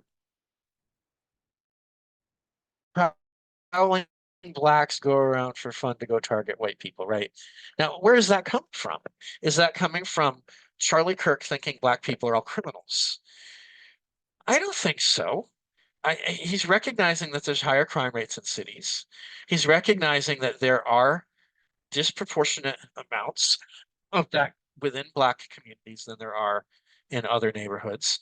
And often enough, and I mean, most of the time it's the perpetrators in those cases are black, but he's sort of expecting that that is increasing the amount of black on white crime. Uh, Is that accurate to the actual crime statistics? Well, most crime is intra-racial. So black on black crime or white on white crime. Most crime, because people commit crimes with those that they know, and we tend to still have a lot of segregation in our society in terms of who we know. In murder, certainly, most murders are white on white or black on black compared with black on white or white on black. Most are white on white and black on black. Is that what I said? I don't know. Rather than white on black or black on white.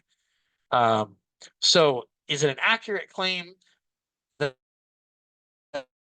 there are groups that are prowling around for fun? There are such groups, but um, perhaps there are, and that's what he's worried about. Is he thinking that the majority of Black Americans are doing this? He doesn't say that. He's just saying that there are people who are doing that. And he thinks that this is an example of that. Uh, so I mean, we have to take that with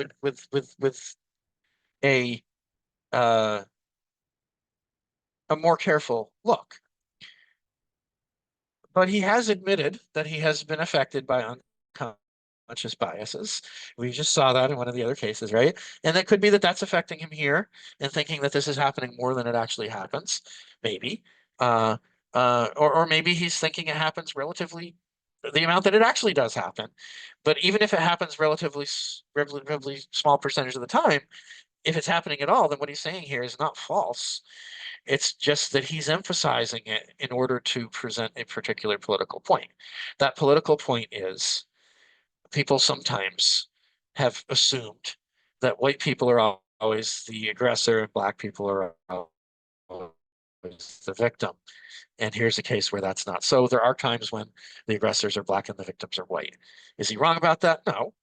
Um, is he trying to do illegitimate things, perhaps to dress up racial animosity, to ramp up racial animosity to make this point? Maybe. I think you could wonder about that, but I don't think it's clear from this case that his view is that nothing he says here really requires thinking that most black people are criminals, uh, or even assuming that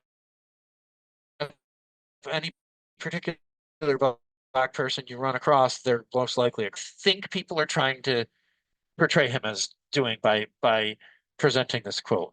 Does the quote look bad? Absolutely. Would I say something like that? No. The things that he's trying to say that I think are true are not best represented by saying it that way. And he should have known better than to say it this way. He's intentionally trying to be provocative, I think, in order to make a point and win over people who are already inclined to be outraged about a particular direction of racial animosity that can have racial expectations and assumptions that can happen. And this does that job better than being less provocative. Does that reflect well on his character? I don't think so. It does not. But does it show that he holds this much more disturbing racist view that black people are all criminals and their character is such that they can't avoid being criminals and so on? I don't think so. I don't think it shows anything of the sort. Nothing that he said here requires believing anything like that at all. So my response to this is it's pretty complex uh, uh, analysis that I think both his defenders and his detractors have been reading this in ways that are not helpful. So, um, do I want to offer some conclusions before I end? Yeah, I think so. Here's a few things I would say. I mean, it's pretty obvious after all of this, I think that I don't think Charlie Kirk was a very good representative of conservative thought. I think he was actually pretty poor at representing conservative thought. There are much better ways to think conservatively than some of the things, at least on the race issue. This is what we've been focusing on. On the race issue, I think there are far better representatives killed his listeners by presenting things the way he did. And I think he does not accurately demonstrate the most careful and thoughtful of conservative thinking on race issues. I don't agree with the most conservative thinking on racial issues on a number of points. I think that's also been clear over the course of this video. But I think the the um, when they get as misrepresented as they do, it doesn't help to say things in a way that makes it even more likely that it would be misrepresented. And I mean, it just looks to me like he was trying hard to say things that were so provocative and over the top that it makes it easy for his opponents to misrepresent him. And that is on them. They shouldn't be doing that. I think that's immoral. I think it's a violation of the Ninth Commandment. It's certainly false witness. They should be working harder to try to understand what he's saying in context, to understand the view that they disagree with on the right, and realize what's actually motivating it is a legitimate moral principle that's being wrongly absolutized, and but nevertheless is well-meaning and coming from a real moral principle that's good. Uh, I don't think they're working very hard to try to do that, and I think that's on them. That's wrong for them not to do that. But the the partisan moment that we are in makes it really hard for people to overcome those biases and those partisan biases. Makes it really hard to even try to understand what someone else thinks when they think something that's different from you. So I teach an entire class where the theme is how do we get along and interact across these kinds of differences where people disagree with us.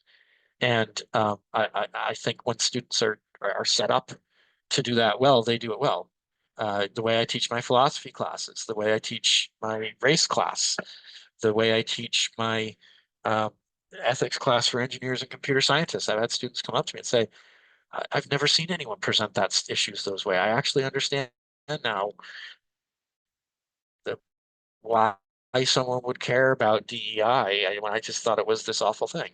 They come from they go through a particular presentation of it and they see it as woke indoctrination, and then they go through my presentation of it and think, oh, now it all makes sense. I can get why people think that way. And these are people who don't abandon their conservative principles. They just finally listened to how the argument is presented by people who disagree with them, and they finally got it. It's the same thing. And there's certainly I've encountered people on the left who don't know how to hear things that are different from their view. They think that I mean they would there are things that that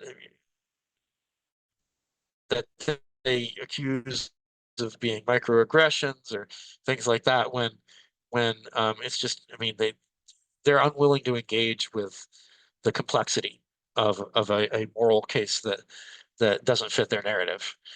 But I've found that with the majority of college students that I interact with over 20 years of teaching these kinds of questions, people who start out on the political left who then go through my presentation of these questions and do much better at understanding the conservative positions that they disagree with. And those are skills that we don't teach. They're skills that social media tries hard tries hard. I mean, social media isn't a thing with intentions, right? But the conditions of social media make it extremely hard for us to learn to do these kinds of things. The like button was introduced on Facebook, and the extreme positions were immediately elevated in everyone's feeds. And and we don't see the left, we don't see liberal thinking if we're on the right. We surround ourselves with um, people who think like us. We block the people who disagree with us. We're not even understanding of what they actually believe, right? And I mean, it's with my children. It happens with people that I know and care about a lot. This is a real phenomenon that actually happens. And I'm at the point now in my teaching career where it's one of the things that highly motivates me to try to do something about. And I think teaching classes that I teach, the way I teach them, is part of that. But videos like this can help serve pursuit of better understanding of each other. We can still criticize people. I offered a number of critiques, both of Charlie Kirk and of his interpreters. I'm still going to criticize the things that are being said, but we have to treat each other as people. We have to recognize that the other person on the other end is often well-meaning. They're coming from some moral principles that are maybe slightly different than what we're coming from, but are still well-meant. And there's some background behind it that makes sense to them.